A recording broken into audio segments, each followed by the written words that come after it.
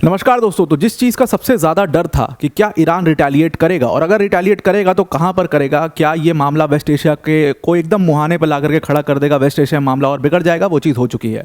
जिस चीज़ का डर था और सारे एक्सपर्ट्स बोल भी रहे थे कि वेस्ट एशिया का सबसे ज़्यादा इसमें नुकसान होने वाला है, ख़ास तौर से इसमें नुकसान सऊदी अरेबिया, यूएई, कतर, इन जैसे देशों का होने वाला है, वो चीज़ होना शुरू हो चुकी है।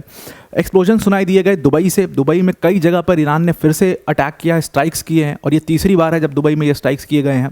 एक्सप्लोजन्स की आवाज़ आई है, फुटेजेस सामने आ रही हैं। दोहा से सेम फुटेजेस आई, अबू धाबी से आई। इसके पहले मैंने वीडियो रिकॉर्ड की थी, मैंने उसमें कहा था कि साफ साफ तौर पर ईरान ने यह कंफर्म कर दिया था, लारिजानी का स्पीच आपने सुना होगा, कि भाई जो लोग भी अपना सपोर्ट रैली कर रहे हैं यूएस और इजराइल के लिए, सबसे पहला दुश्मन वो है हमारे और उनको हम यहाँ पर सबसे पहले टारगेट करेंगे।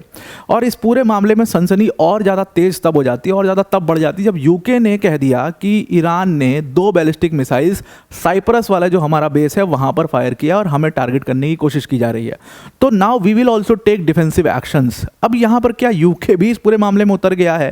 क्योंकि यूके अभी तक बचता बचता चल रहा था। यूके ने तो यहाँ तक भी कह दिया था कि भाई हम तुम्हें अपना बेस इस्तेमाल नहीं करने देंगे, हम अपनी टेरिटरी तुम्हें इस्तेमाल नहीं करने देंगे। यूएस को मना कर दिया था। यूके नहीं चाह रहा था कि कुछ ऐसा कुछ भी हो। ये सब कुछ इतना ज़्यादा खिचड़ी पक चुकी है कि मामला और ज़्यादा पेचीदा होते चला जा रहा है। और इन सब के बीच ईरान के प्रेसिडेंट मसूद पेशकियान का final war cry, war call जो है वो आ चुका है। Now this is an open warfare in West Asia right now. तो डिटेल में इसको डिस्कस करते हैं, पर वीडियो में आगे जाने से पहले एक बड़ी अनाउंसमेंट है अनअकैडमी टीम की तरफ से कि अगर आप यूपीएससी सीएससी की प्रिपरेशन कर रहे हैं तो अनअकैडमी का यूपीएससी मंजिल बाय अनअकैडमी चैनल आपके लिए वन स्टॉप सॉल्यूशन हो सकता है बिगिनर्स के लिए। लिंक उसका डिस्क्रिप्शन में आपको मिल जाएगा, उस पर क्लिक करके आप उसको जरूर से सब्सक्राइब कर लीजिए। आर्टिकल 15 और 16 का हमने बहुत ही ज्ञान चर्चा की है। अगली चर्चा ट्यूसडे को होने वाली है, इसमें हमारे साथ लाइव आप जुड़ सकते हो। उस सेशन का लिंक भी आपको डिस्क्रिप्शन में मिल जाएगा। Now coming back to the topic. तो आपको यहाँ पर तस्वीरें देख रही हैं, हालत बहुत ज़्यादा ख़राब है। दुबई में एक बार फिर से जो बॉम्बिंग है, जो स्ट्राइक्स हैं वो किए गए हैं। ड्रोन से भी स्ट्राइक्स की गई हैं, कुछ डायरेक्ट स्ट्राइक्स की गई हैं और बहुत ही ज़्यादा मतलब swarms of missiles. Iran has started to attack through missiles and swarms of missiles have been seen in these areas. Dubai के अंदर यही सेम हुआ, अबू धाबी के अंदर एक्सप्लोजन सुनाई दिए, दोहा के अंदर, मनामा के अंदर ये सारे एक्सप्लोजन यहाँ पर सुनाई दिए। कहा गया कि बैरेज ऑफ मिसाइल्स से ईरान ने अटैक किया है और पूरा वेस्ट एशिया इस समय पर इट इज़ इन रबल्स। हर जगह से, लगभग हर शहर से स्मोक्स के पूरे आपको बड़े बड़े काले काले धुएँ जो है वो निकलते हुए दिख रहे हैं।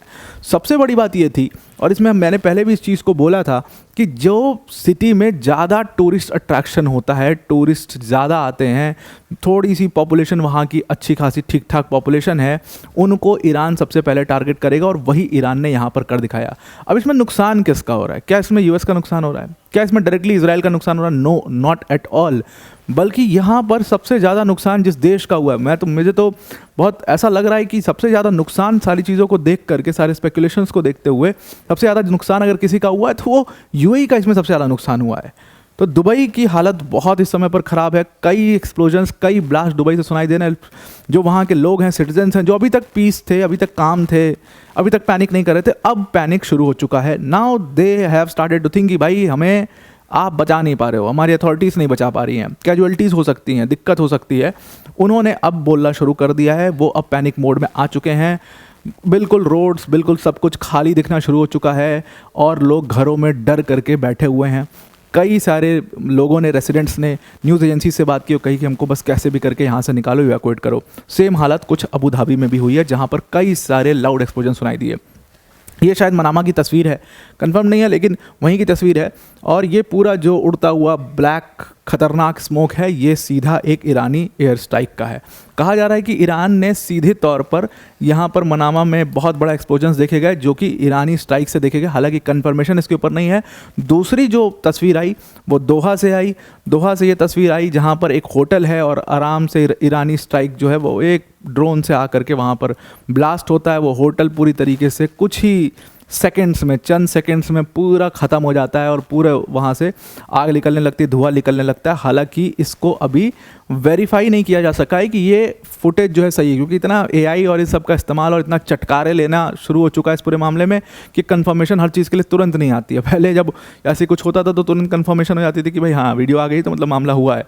अब एडिटिंग और इतना एआई ये सब आ गया है कि अभी उसका कंफर्मेशन नहीं है। लेकिन हाँ, दोहा में काफ़ी ज़्यादा मामला ख़राब चल रहा है, काफ़ी तनावपूर्ण माहौल इस समय पर बन चुका है। ये एक तस्वीर है जो मल्टीपल न्यूज़ एजेंसीज इस समय चला रही हैं, जहां पर आप साफ साफ ईरानी स्ट्राइक्स को देख सकते हो। उनको कैप्चर किया गया है, ड्रोन्स को उड़ता हुआ यहाँ पर देखा गया है। तो आज दूसरे दिन जब ईरान ने रिटेलिएशन के लिए बोला था, वो रिटेलिएशन हुआ है, लेकिन सबको ऐसा लग रहा था कि रिटेलिएशन हो सकता है इजराइल में हो, ये रिटेलिएशन हो सकता है यूएस बेसिस पर हो। क्या यूएस बेसिस के बाहर भी ये लोग अटैक करेंगे, वो चीज़ अब साफ हो चुकी है। यूएस बेसिस के बाहर भी ये लोग अटैक करेंगे and Iran has gone all in on. आप जब मसूद पेशकियान का स्टेटमेंट देखोगे तो आपको समझ में आ जाएगा, Iran has gone all in on Abu Dhabi and Dubai. ये दो शहर ऐसे हैं जिनको टिपिकली उन्होंने बहुत ज़्यादा मतलब टारगेट करने की कोशिश की है। दोहा को बहुत ज़्यादा टारगेट करने की यहाँ पर कोशिश की जा रही है। रेसिडेंट्स जिनकी बात न्यूज़ एजेंसी से हुई, उन्होंने बताया कि हमें बहुत सारे एक्सप्लोजन्स, मतलब लगभग हर घंटे एक्सप्लोजन्स की आवाज़ हमें आ रही है, लेकिन हम बाहर निकल के देख नहीं सकते, हिम्मत नहीं है, कंफर्म नहीं कर सकते कि एग्जैक्टली वहाँ पर क्या हुआ है, लेकिन ये लगातार एक्सप्लोजन्स की जो साउंड है वो बार बार आ रही है। उसके बाद इन सारी चीज़ों के बीच स्ट्रेट ऑफ हॉर्मुज़ की तस्वीर आती है। देखिए, ईरान ने स्ट्रेट ऑफ हॉर्मुज़ को ब्लॉक कर दिया है। स्ट्रेट ऑफ हॉर्मुज़ जो कि लाइफ लाइन है ऑयल और नेचुरल गैस का, उसको ब्लॉक कर दिया गया है और वहाँ से एक टैंकर ने, अब ये बात बार बार कही जाती थी कि स्ट्रेट ऑफ हॉर्मुज़ को कोई ब्लॉक नहीं करेगा, जियोपॉलिटिक्स में ऐसा कहते हैं और स्ट्रेट ऑफ हॉर्मुज़ को ब्लॉक करना इतनी आसान बात नहीं है, लेकिन फाइनली ईरान ने स्ट्रेट ऑफ हॉर्मुज़ को ब्लॉक कर दिया है। एक ऑयल टैंकर था जो वहाँ से इलीगली पास होने की कोशिश कर रहा था, मैं आपको उसकी तस्वीर दिखा देता हूँ, उसका क्या हश्र किया है ईरान ने। ये ऑयल टैंकर था, ये कोशिश किया इसने कि किसी तरीके से इलीगली पास हो जाए स्ट्रेट ऑफ हॉर्मुज़ से और हमारा सामान पहुँच जाए। उसका स्थिति कुछ उसके हाल इस तरीके के हो गए, जहाँ पर आप देख रहे हो पूरे ऑयल टैंकर को उन्होंने डिस्ट्रॉय कर दिया एकदम बुरी तरीके से। पूरा स्मोक जो है वो बाहर निकल रहा है, पूरी तरीके से उसको डिस्ट्रॉय कर दिया इन्होंने। अब इस ऑयल टैंकर पर जितने लोग, कितना क्रू मौजूद था वो बचा, उसकी क्या हुई, कितनी कैजुअलिटीज़ हुई, कितने लोग घायल हैं, उसकी अभी तक कोई भी जानकारी नहीं है। यानी कि कुल जमा बात इसमें ये हुई कि स्ट्रेट ऑफ हॉर्मुज़ को पूरी तरीके से ईरान ने चोक डाउन कर दिया है। इसका मतलब है कि पूरे दुनिया की 1/5 ऑयल सप्लाई और एलएनजी की सप्लाई इसी स्ट्रेट ऑफ हॉर्मुज़ से आती है, तो अब उसके ऊपर बहुत बड़ा इम्पैक्ट पड़ेगा और इस पूरे रीजन के ऊपर, खास तौर से एशिया के ऊपर, तो इसका बहुत ही ज़बरदस्त इम्पैक्ट पड़ेगा।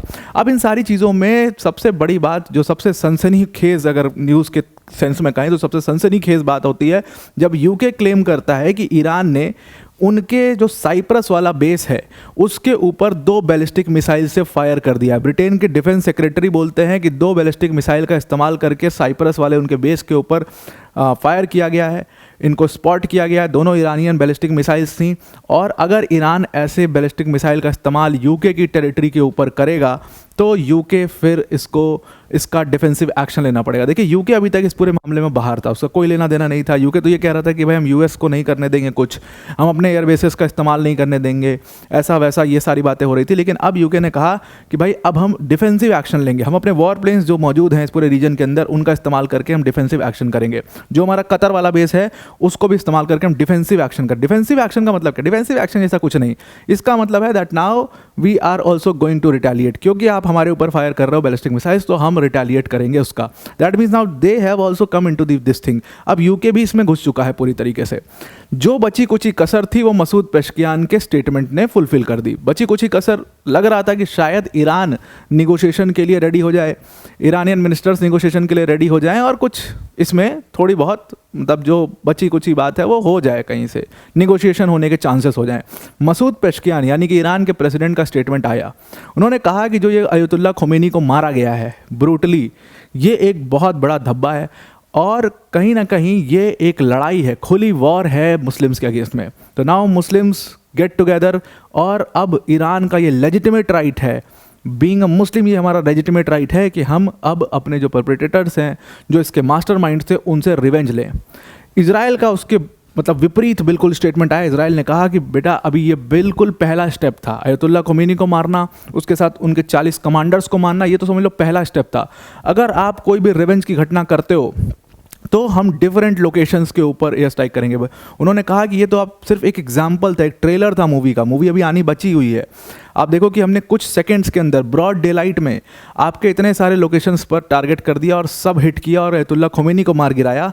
तो अब आप ये समझ लीजिए कि अगर आपने कोई भी रिवेंज लेने की बात करी तो फिर आपका क्या हश्र होगा। मतलब इजराइल भी रेडी है, इजराइल कह रहा है कि ठीक है भाई देख लेंगे, आप करो, हम उसके बाद रिटेलिएट करेंगे। Now this thing has really gone very bad और अब ये चीज़ें और ज़्यादा नुकसानदायक और ज़्यादा ख़राब होती चली जा रही हैं। तो आई होप आपको ये पूरा आर्टिकल समझ में आ गया होगा। आज के लिए इतना ही। Thank you and have a nice day.